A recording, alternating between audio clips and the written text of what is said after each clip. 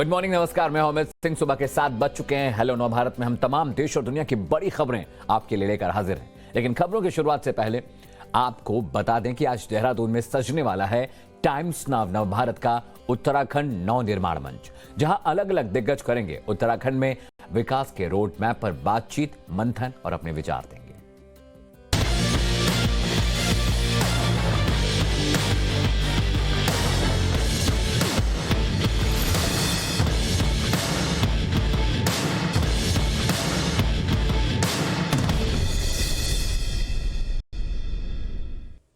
और morning prime time में सबसे पहले देखते हैं देश और दुनिया की बड़ी खबरें फैक्ट और रिसर्च के साथ। संसद का शीतकालीन सत्र अपनी तय अवधि से एक दिन पहले आज समाप्त हो सकता है। सूत्रों से खबर है कि सरकार ने अपने सत्र के ज्यादातर विधायी एजेंडे पूरे कर लिए हैं। इससे पहले मंगलवार को लोकसभा और राज्यसभा दोनों सदनों में गृह राज्य मंत्री अजय मिश्र टेनी के इस्तीफे की मांग को लेकर जबरदस्त हंगामा हुआ। वहीं मंगलवार को संसद से चुनाव सुधार बिल पास हो गया, लेकिन राज्यसभा में बिल पर बहस के दौरान टीएमसी सांसद डेरेक ओब्रायन ने रूल बुक चेयर की तरफ फेंक दी, जिस पर भूपेंद्र यादव और पीयूष गोयल ने आपत्ति जताई। बाद में सरकार राज्यसभा में प्रस्ताव लेकर आई और डेरेक ओब्रायन को वर्तमान शीतकालीन सत्र के लिए सस्पेंड कर दिया गया।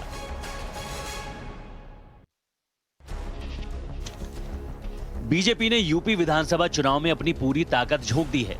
सीएम योगी के साथ पीएम मोदी और गृह मंत्री अमित शाह भी यूपी में अपना दम दिखा रहे हैं। सूत्रों से खबर है कि गृह मंत्री अमित शाह अगले 10 दिन में 7 बार प्रदेश का दौरा करेंगे। उनके दौरे की शुरुआत 24 दिसंबर को प्रयागराज से होगी। 24 दिसंबर से शुरू होकर उनके दौरे 4 जनवरी तक चलेंगे। इस दौरान वो 140 से ज्यादा विधानसभा क्षेत्र को कवर करने के लिए 21 सभाएं और 3 रोड शो करेंगे। साथ ही अयोध्या में दर्शन भी करेंगे। वहीं आज बीजेपी अध्यक्ष जेपी नड्डा गोरखपुर का दौरा करेंगे। जेपी नड्डा यहां बूथ अध्यक्षों के सम्मेलन को संबोधित करेंगे। इस सम्मेलन में गोरखपुर क्षेत्र के 27,637 बूथ अध्यक्ष के साथ साथ 286 मंडल अध्यक्ष, 286 मंडल प्रभारी, 62 विधानसभा प्रभारी, बीजेपी संगठन के 12 जिला अध्यक्ष और 12 जिला प्रभारी शामिल होंगे। केंद्र सरकार ने मंगलवार को पाकिस्तान से ऑपरेट किए जा रहे 20 यूट्यूब चैनल और 2 वेबसाइट पर बैन लगा दिया। यह एक्शन इंटेलिजेंस एजेंसियों और सूचना प्रसारण मंत्रालय की रिपोर्ट के बाद लिया गया है। सरकार के मुताबिक पाकिस्तान से ऑपरेट किए जा रहे ये चैनल्स और वेबसाइट भारत से जुड़े संवेदनशील मुद्दों पर फेक न्यूज फैला रहे थे। केंद्र सरकार ने कहा कि इंटरनेट पर कश्मीर, भारतीय सेना, भारत में अल्पसंख्यकों की स्थिति, राम मंदिर और जनरल विपिन रावत के हेलीकॉप्टर क्रैश जैसे मुद्दों पर ये यूट्यूब चैनल्स और वेबसाइट फेक न्यूज पोस्ट कर रहे थे। सरकार ने जिन यूट्यूब चैनल को बैन किया है उनमें the punchline, international web news, Khalsa TV, the naked truth शामिल हैं। केंद्र के मुताबिक पाकिस्तान से ऑपरेट किए जा रहे नया पाकिस्तान ग्रुप के पास यूट्यूब चैनल्स का एक नेटवर्क है। इसके अलावा कुछ अन्य यूट्यूब चैनल भी हैं। हालांकि इनका एलपीजी से कोई संबंध नहीं है। चीन के बाद अब पाकिस्तान भी भारतीय सीमा के करीब कंस्ट्रक्शन की कोशिश कर रहा था। ये कंस्ट्रक्शन नॉर्थ कश्मीर के कुपवाड़ा जिले के टीटवाल सेक्टर में एलओसी के पार 500 मीटर के दायरे में की जा रही थी। मंगलवार को जब भारतीय सेना को इसका पता लगा तो माइक पर पाकिस्तानी सैनिकों को चेतावनी दी गई, जिसे सुनकर पाकिस्तान ने कंस्ट्रक्शन रोक दिया। पाकिस्तान की हरकत एलओसी प्रोटोकॉल के खिलाफ है। भारतीय सेना के अफसरों ने माइक पर अनाउंस करते हुए कहा, इस कंस्ट्रक्शन को बंद कर दीजिए। आप हमारी बात नहीं सुनेंगे तो हमें आगे की कार्रवाई करनी पड़ेगी। प्रोटोकॉल के हिसाब से आप इस जगह पर कुछ नहीं बना सकते, इसलिए इस काम को आप बंद कर दीजिए।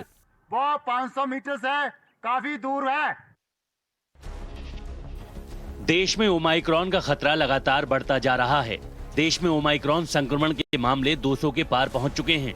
मंगलवार शाम तक ये संख्या 220 हो गई है। सबसे ज्यादा प्रभावित राज्यों में दिल्ली और महाराष्ट्र शामिल हैं।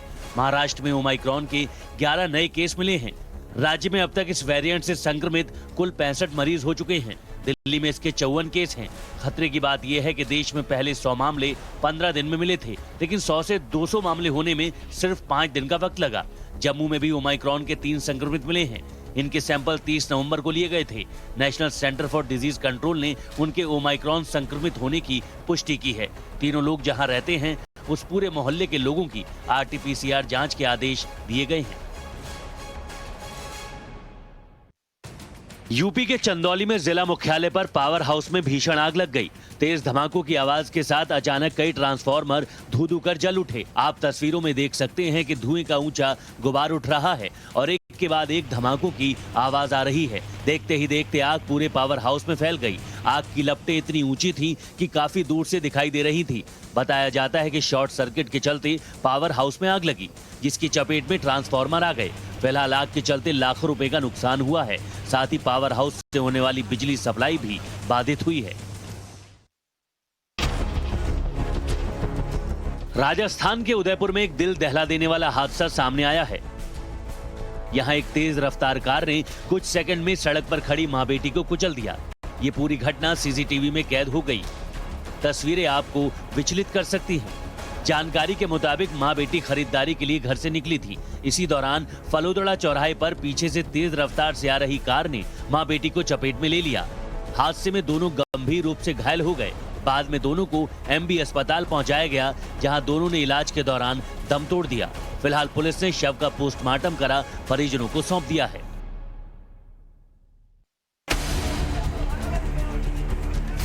बिहार के गोपालगंज से आई ये तस्वीरें प्रदेश में शराबबंदी के कानून की धज्जियां उड़ा रही हैं। बिहार में सीएम नीतीश कुमार के समाज सुधार अभियान से एक दिन पहले गोपालगंज में जमकर शराब की लूट हुई। दरअसल यहां एक तेज रफ्तार एसयूवी की साइकिल से टक्कर हो गई। हादसे में साइकिल सवार घायल हो गया, जिसके बाद मौके पर लोगों की भीड़ जुट गई। इसके बाद एसयूवी का ड्राइवर मौके से फरार हो गया। मौके पर जमा भीड़ ने देखा कि एसयूवी के अंदर शराब की पूरी खेप रखी है, जिसके बाद लोगों के बीच शराब लूटने की होड़ मच गई, जैसा कि आप तस्वीरों में देख सकते हैं। फिलहाल पुलिस आगे की जांच में जुट गई है। बिहार के वैशाली में पंचायत के दौरान एक व्यक्ति की पीट कर हत्या का मामला सामने आया है, जिससे इलाके में सनसनी फैल गई है। मृतक को पहले पंचायत के लिए बुलाया गया था। पंचायत में बात नहीं बनी तो खंबे से बांधकर जबरदस्त पिटाई की गई। इस पूरे मामले में पुलिस ने 2 लोगों को गिरफ्तार किया है। बताया जाता है कि सुखलाल पासवान नाम के युवक को पहले पंचायत के लिए बुलाया गया। पंचायत में विवाद होने के बाद उसे खंबे से बांधकर पारंपरिक हथियार से उसकी पिटाई की गई। फिर उसे मरा हुआ समझकर अपराधी मौके से फरार हो गए। ग्रामीणों की सूचना पर मौके पर पहुंची पुलिस ने उसे अस्पताल में भर्ती कराया, जहां इलाज के दौरान उसकी मौत हो गई।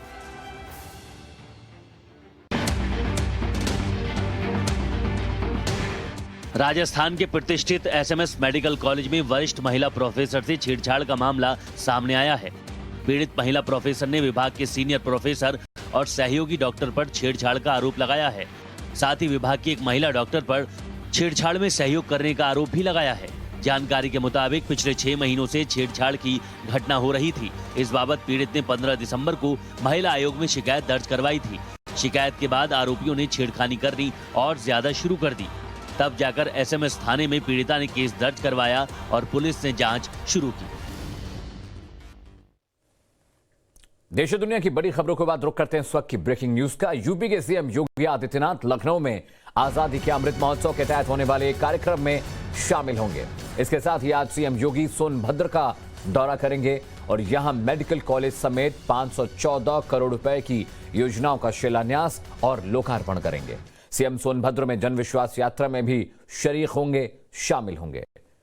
तो यूपी में चुनाव है और इससे पहले बीजेपी ने अपनी पूरी ताकत झोंक दी है। 514 करोड़ रुपए की योजनाओं की सौगात आज योगी आदित्यनाथ यूपी वालों को देने वाले हैं। सोनभद्र में जन विश्वास यात्रा में शामिल होंगे और आज लखनऊ में भी एक बड़ा और भव्य कार्यक्रम है मुख्यमंत्री का। आजादी के अमृत महोत्सव के तहत यह कार्यक्रम हो रहा है। और अगली बड़ी खबर बिहार से है। बिहार के मुख्यमंत्री नीतीश कुमार से आज से प्रदेश में समाज सुधार यात्रा का आगाज करेंगे। शराबबंदी को सफल बनाने के लिए निकाली जा रही इस यात्रा के तहत सीएम नीतीश कुमार 15 जनवरी तक 38 जिलों में जाएंगे। इस दौरान मुख्यमंत्री जनसभा और राज्य की कल्याणकारी योजनाओं की समीक्षा भी करेंगे। सीएम नीतीश आज मोतिहारी पहुंचेंगे। तो शराबबंदी को सफल बनाने के लिए नीतीश कुमार आज से एक मिशन की शुरुआत कर रहे हैं, लेकिन बीते कुछ हफ्तों से लगातार एक के बाद एक बिहार के मुख्तलिफ इलाकों में शराब की बोतलें मिल रही हैं, शराब पकड़ी जा रही है, जिससे सरकार की जमकर किरकिरी हो रही है। और अब बात हमारी, आपकी और लोकतंत्र की। हम एक लोकतांत्रिक देश में रहते हैं और हमारा संविधान हमें नेताओं से सवाल पूछने का पूरा हक देता है। लेकिन आज चलन कुछ इस तरह से बन गया है कि सवाल पूछना ही मना है। फिर चाहे वो संसद हो, सड़क हो, सवाल पूछे जाते हैं तो देश का गृह राज्य मंत्री बदसलूकी पर उतर आता है। सवाल पूछे जाते हैं तो संसद में हंगामा खड़ा हो जाता है। सवाल पूछे जाते हैं तो सरकार भी टालने की मुद्रा में आ जाती है। तो क्या इस देश में अब सवाल पूछना मना है? ये रिपोर्ट देखिए और समझिए। थैंक यू किया है थोड़ी देर पहले। थैंक यू भैया को लेकर आप भैया मैंने आपको बोला देखिए सरकार की दलाली मत करो। तो क्या अब इस देश में सवाल पूछना भी मना हो गया है? क्योंकि अगर आपने सामने वाले से सवाल पूछने की हिमाकत की तो आप पर दलाली करने का झूठा आरोप लगा दिया जाएगा और सार्वजनिक तौर पर आपको बदनाम करने की, अपमानित करने की कोशिश की जाएगी। ठीक वैसे ही बदसलूकी की जाएगी जैसे कि कांग्रेस सांसद राहुल गांधी ने संसद के बाहर सवाल पूछने के बाद पत्रकारों से की।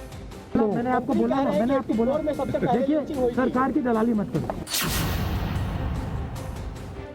राहुल गांधी का भड़कना इसलिए भी समझ से परे था क्योंकि केंद्रीय मंत्री अजय मिश्र टेनी के इस्तीफे की मांग को लेकर विपक्ष ने मार्च निकाला था और उनके विरोध प्रदर्शन को यही पत्रकार कवर करने पहुंचे थे। उनकी आवाज उठाने के लिए वहां पर मौजूद थे, लेकिन राहुल गांधी उल्टे मीडिया पर ही भड़क गए और पत्रकारों को दलाल तक कह दिया। जबकि यही राहुल गांधी खुद प्रधानमंत्री नरेंद्र मोदी पर मीडिया के सवालों से भागने का आरोप लगाते रहे हैं और सदन में सरकार पर चर्चा से भागने तक के आरोप तो कई बार लगाए हैं। ऐसे में सवाल गंभीर है कि क्या इस देश में अब सवाल पूछना मना है? क्योंकि ये बात भी उतनी ही सही दिखती है कि सदन में जिस लखीमपुर कांड को लेकर हंगामा लगातार हो रहा है और विपक्ष सरकार से चर्चा की मांग कर रहा है, उसी लखीमपुर मुद्दे पर सरकार संसद में चर्चा करने से साफ मना कर चुकी है। यानी न सवाल पूछे जाएंगे और न ही उसका कोई जवाब मिलेगा। और ये नया चलन सिर्फ सदन के अंदर और संसद परिसर तक ही सीमित नहीं है, बल्कि सड़क पर भी सवाल पूछना अब गुनाह हो चला है। क्योंकि अगर पत्रकार लखीमपुर कांड की एसआईटी रिपोर्ट पर गृह राज्य मंत्री से सीधा सवाल पूछते हैं तो उन्हें गृह राज्य मंत्री खुद डराता और धमकाता भी है। अरे फोन बंद कर दे। यही हमारे मीडिया वाले हैं ना, यही एक निर्दोष आदमी के लिए बनाया, शर्म नहीं आती है। इसीलिए अब चिंता ज्यादा है कि क्या इस देश में सवाल पूछना मना है। हमारे देश में संविधान बनने से लेकर आजादी के 75 बरस की परंपरा यही रही है कि विपक्ष संसद के प्रश्नकाल में सरकार से सवाल करता है और सरकार उन सवालों का जवाब भी देती है। लेकिन विडंबना देखिए कि 1972 के बाद ऐसा पहली बार हुआ जब एक ही दिन में सभी 20 प्रश्नकाल खत्म होने के 15 मिनट पहले ही निपटा दिए गए। सोमवार को लोकसभा में सबसे कम समय में प्रश्नकाल का सारा कामकाज निपटाने का कीर्तिमान बना और ये कीर्तिमान नकारात्मक था, क्योंकि सोमवार को जिन सांसदों के नाम लिस्टेड थे उनमें से महज 4 ही उपस्थित रहे। 16 सवालों से जुड़े 20 सांसद सदन में आए ही नहीं और इस कारण 12 बजे खत्म होने वाला प्रश्नकाल का सारा कामकाज 11:45 पर ही पूरा हो गया। मजे की बात यह भी है कि 45 मिनट के दौरान कुल 13 पूरक प्रश्न ही पूछे गए। इनमें से आधे पूरक प्रश्न उन सांसदों ने पूछे जिनके नाम से प्रश्न सूचीबद्ध था ही नहीं। यहाँ गौर करने वाली बात यह भी है कि 2019 में भी ऐसा हो चुका है, लेकिन तब दोनों ही बार प्रश्नकाल पूरे समय चला था। और इसीलिए अब समझना जरूरी है कि क्या इस देश में सवाल पूछने की परंपरा को खत्म किया जा रहा है, और अगर ऐसा हो रहा है तो क्या हर पार्टी मिलकर इस लोकतांत्रिक परंपरा का गला नहीं घोट रही है। Bureau report, times now, Navbharat. और अगली बड़ी खबर मध्य प्रदेश से। प्याज घोटाले में लगातार सवाल खड़े हो रहे हैं। मध्य प्रदेश में प्याज के बीज की खरीद में घोटाला 2 करोड़ 8 लाख रुपए का है। घोटाला बड़ा नहीं है। इस घोटाले में बड़ी बात यह है कि जिसने इस घोटाले के खिलाफ आवाज उठाई उसे ही शिवराज सिंह चौहान के शासन में सजा मिली। प्याज के बीज की खरीद में घोटाले की शिकायत किसान मुकेश पाटीदार ने हार्टिकल्चर डिपार्टमेंट की सचिव कल्पना श्रीवास्तव से की। कल्पना श्रीवास्तव ने जांच का आदेश दिया और मध्य प्रदेश सरकार ने न जाने किस डर से आनन फानन में कल्पना श्रीवास्तव को ही हार्टिकल्चर डिपार्टमेंट से हटा दिया।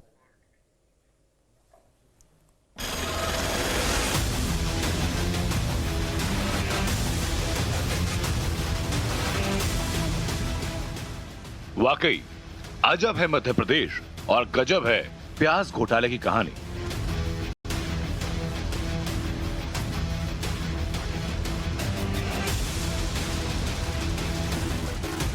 तस्वीर में प्रधानमंत्री नरेंद्र मोदी से पुरस्कार ग्रहण करती हुई महिला आईएएस अधिकारी कल्पना श्रीवास्तव है। लेकिन आज के हालात कुछ अलग हैं। अपनी ईमानदारी के लिए मशहूर कल्पना श्रीवास्तव और मध्य प्रदेश सरकार के बीच कुछ ठीक नहीं। मध्य प्रदेश उद्यानिकी विभाग में प्रमुख सचिव रही कल्पना श्रीवास्तव ने प्याज बीज घोटाले मामले में जांच के आदेश दिए थे, लेकिन सरकार को यह बात पसंद नहीं आई। नतीजतन सरकार ने छुट्टी वाले दिन 2 करोड़ रुपए के प्याज बीज घोटाले मामले में जांच के आदेश देने वाली इस आईएएस अधिकारी कल्पना श्रीवास्तव का ट्रांसफर कर दिया। मध्य प्रदेश उद्यानिकी विभाग में प्रमुख सचिव रही कल्पना श्रीवास्तव ने मध्य प्रदेश में हुए प्याज घोटाले पर जांच का आदेश दिया। मध्य प्रदेश सरकार को ये बात पसंद नहीं आई। 2 करोड़ रुपए के प्याज बीज घोटाले की जांच के आदेश देने वाली आईएएस अधिकारी कल्पना श्रीवास्तव का छुट्टी के दिन ट्रांसफर कर दिया गया। इस ट्रांसफर के बाद कई सवाल उठे। क्या प्रदेश सरकार प्याज बीज घोटाले को दबाने की कोशिश कर रही है? कल्पना श्रीवास्तव के ट्रांसफर में इतनी जल्दबाजी क्यों दिखाई गई? हमने मध्य प्रदेश सरकार के मंत्री कमल पटेल से सवाल पूछ लिया। हमारी सरकार जो भी गलत करेगा उसके खिलाफ कार्रवाई करेगी और अगर कहीं भी घोटाला हुआ है तो उसको उजागर करेंगे, दोषियों के खिलाफ कार्रवाई करेंगे। लेकिन मैं आपको दावे के साथ कह रहा हूं कि इन 2 वर्षों के अंदर जब से मैं कृषि मंत्री बना हूं, शिवराज जी मुख्यमंत्री बने, हमने हर नीति जो किसान के हित में थी उसको ठीक किया है। जो गलत नीति थी जिससे किसान को घाटा होता था उसको परिवर्तन किया है। और कांग्रेस कमलनाथ जी ने तो पूरे प्रदेश के साथ अन्याय किया था। इस बार चना, सरसों, मसूर, सोयाबीन, कपास हर फसल समर्थन मूल्य से ऊपर बिक रही है और 14,000 करोड़ से भी अधिक राशि किसानों को हमने दी। जो बिचौलियों के पास जाती थी वो किसानों को दिलाई। ये हमें संतोष भी है, गर्व भी। अब हम आपको ये समझाते हैं कि आखिर प्याज बीज घोटाला क्या है। उद्यानिकी विभाग द्वारा किसानों को प्याज के लिए प्रमाणित हाइब्रिड बीज उपलब्ध कराने के लिए खरीदारी की अनुमति थी। इसके लिए प्याज बीज की प्रति किलोग्राम की कीमत 1100 रुपए तय की गई। विभाग के अधिकारियों ने कंपनी से 1100 रुपए की जगह 2 गुने से ज्यादा कीमत पर अप्रमाणित प्याज बीज की खरीदारी की। 2300 रुपए प्रति किलो के हिसाब से भुगतान भी किया गया। इससे पहले बीज की खरीदारी एमपी एग्रो से की जाती थी, यानी उद्यानिकी विभाग के अधिकारियों ने नियमों को ताक पर रखकर 90 क्विंटल यानी 900 किलोग्राम प्याज बीज की खरीदारी की, जिसकी कीमत 1100 रुपए प्रति किलोग्राम के हिसाब से 99 लाख रुपए होनी चाहिए। लेकिन 2300 रुपए के हिसाब से प्याज बीज खरीदे जाने पर यह कीमत 2 करोड़ 7 लाख रुपए हो गई। इसी 2 करोड़ रुपए के घोटाले की जांच का आदेश कल्पना श्रीवास्तव ने दिया और उन्हें विभाग से हटा दिया गया, जिसे विभाग के मंत्री कल्पना श्रीवास्तव के ट्रांसफर को सामान्य प्रक्रिया बता रहे हैं। तो आईएएस ऑफिसर ने कल्पना श्रीवास्तव उनका ट्रांसफर कर दिया गया, जबकि उन्होंने ये आदेश दिया कि जांच को भटकाने की कोशिश तो नहीं है। ट्रांसफर रूटीन प्रक्रिया है। मुख्यमंत्री जी को कब किसको बदलना है मंत्रालय के अंदर वो बदलते रहते हैं। पहले उनको कोई डिपार्टमेंट नहीं दिया गया, उनको हटा दिया गया, अब एक मत्स्य विभाग दे दिया गया है। तो आपको नहीं लगता है कि ऐसा तो नहीं है कि कोई बड़े नाम उनको बचाने की कोशिश है? सरकार की व्यवस्था रहती है किसको क्या विभाग देना है, जो मुख्यमंत्री जी का विषय सरकार के उद्यानिकी और खाद्य प्रसंस्करण विभाग में हुए प्याज बीज घोटाले और जांच कर रही अधिकारी कल्पना श्रीवास्तव के तबादले के बाद मध्य प्रदेश में सियासी भूचाल आ चुका है। मुद्दा विधानसभा में भी उठा। सवाल उठाया कांग्रेस विधायक जयवर्धन सिंह ने। Had asked a question in the assembly about the onion seed procurement, corruption case, and in writing in Vidhan Sabha, the government and the minister has accepted the fact that there has been corruption in the entire procurement system, in the selling of and the purchasing of the onion seed at a much higher price. Shivraj Singh Chauhan उनकी सरकार भ्रष्टाचार के पर्याय है। जो ईमानदारी की बात करेगा उस पे शिवराज जी का डंडा चलेगा। बेईमानी और शिवराज जी एक दूसरे के पूरक चोली रामन का साथ है, तो ऐसा करते रहते हैं। प्याज घोटाले की जांच कर रही आईएएस के तबादले पर कांग्रेस नेता दिग्विजय सिंह और सांसद विवेक तनखा ने भी सवाल उठाया। मामू गैंग का राज है। मामू गैंग खाएगा और पकड़ा गया तो पकड़ने वालों की छुट्टी कर देगा। अजब और गजब मध्य प्रदेश। शिवराज चौहान का राज। जिस प्रमुख सचिव ने प्याज घोटाला उजागर किया उसी को विभाग से हटा दिया। गजब है। शिवराज जी, आप क्या संदेश देना चाहते हैं वो अब दिख रहा है। अब चुप रहने का समय भी खत्म हो रहा है। अब इस पूरे घटनाक्रम के बाद राज्य कर्मचारी आयोग ने मुख्यमंत्री शिवराज सिंह चौहान को चिट्ठी लिखी और कल्पना श्रीवास्तव के उद्यानिकी विभाग में पदस्थापना करने की मांग रखी। अब डायरेक्टर मनोज कुमार अग्रवाल प्रताड़ित करते हैं कर्मचारियों को और काफ़ी मतलब अभी हाल में इन्होंने प्याज घोटाला किया, 2 करोड़ का प्याज नियमित तरीके से खरीद लिया। तो अपने माननीय मुख्यमंत्री जी को ज्ञापन दिया था कि भाई इसमें इनको हटाइए और इन पर कार्रवाई करिए। तो माननीय मुख्यमंत्री जी ने हटा भी दिया, लेकिन साथ में हमारी जो प्रमुख सचिव महोदया थी कल्पना श्रीवास्तव जी, तो इनको भी हटाया, जो जबकि ये अच्छी ईमानदार लेडी थी। 2 करोड़ के घोटाले की शिकायत किसान मुकेश पाटीदार ने उद्यानिकी सचिव कल्पना श्रीवास्तव से की थी, लेकिन कल्पना श्रीवास्तव पर हुई कार्रवाई के बाद शिकायतकर्ता मुकेश पाटीदार ने भी सरकार की मंशा पर सवाल उठाए हैं। प्याज बीज घोटाले की जांच के दौरान कल्पना श्रीवास्तव ने तत्कालीन आयुक्त मनोज अग्रवाल के खिलाफ कार्रवाई की और अब कल्पना श्रीवास्तव के ट्रांसफर के बाद प्याज बीज घोटाले की जांच EOW यानी इकोनॉमिक ऑफेंस विंग कर रहा है। Govind Pratap Gurjar, times now Navbharat, Bhopal. और घोटाले सिर्फ MP में नहीं हो रहे, यानी मध्य प्रदेश में नहीं हो रहे, बिहार से भी खबर है। बिहार में नौकरी के नाम पर एक और घोटाला सामने आया है। इस बार सिपाही भर्ती में फिटनेस घोटाला सामने आया है। भर्ती के लिए एक बार जिन कैंडिडेट्स को अनफिट घोषित कर दिया गया, 3 महीने के बाद उन्हीं को फिट कर दिया गया। एक बार अनफिट दोबारा फिट करने के कारणों की जांच में बड़ा खुलासा हुआ है। ये रिपोर्ट देखिए।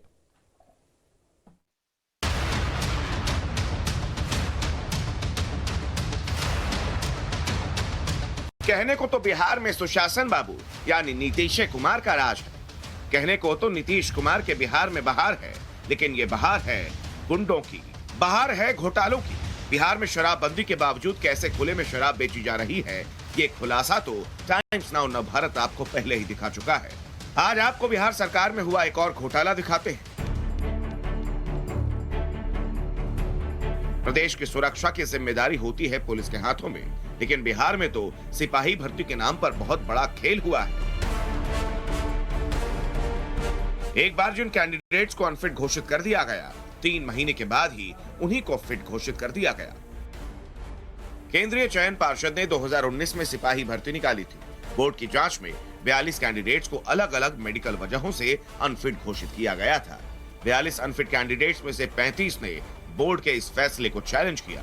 विभाग ने 5 दिसंबर 2021 को सिविल सर्जन पटना को 35 कैंडिडेट्स की फिर से मेडिकल जांच कराने के लिए कहा, जिसमें 32 को फिट घोषित कर दिया गया, 1 को अनफिट और 2 कैंडिडेट्स का टेस्ट ही नहीं हुआ।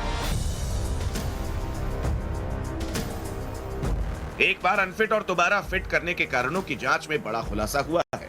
बिहार सरकार के परिवहन विभाग ने 42 कैंडिडेट्स को जिन वजहों से अनफिट करार दिया था, उनमें कलर विजन और आई विजन को सही नहीं किया जा सकता। कैंडिडेट्स को दोनों घुटनों को आपस में मिलना, कम सुनाई देने की वजह से भी रिजेक्ट किया जाता है। पटना के civil surgeon doctor Vibha Kumari से जब टाइम्स नाउ नवभारत ने इस खुलासे को लेकर सवाल किया, तो उनका जवाब क्या था, ये सुनिए।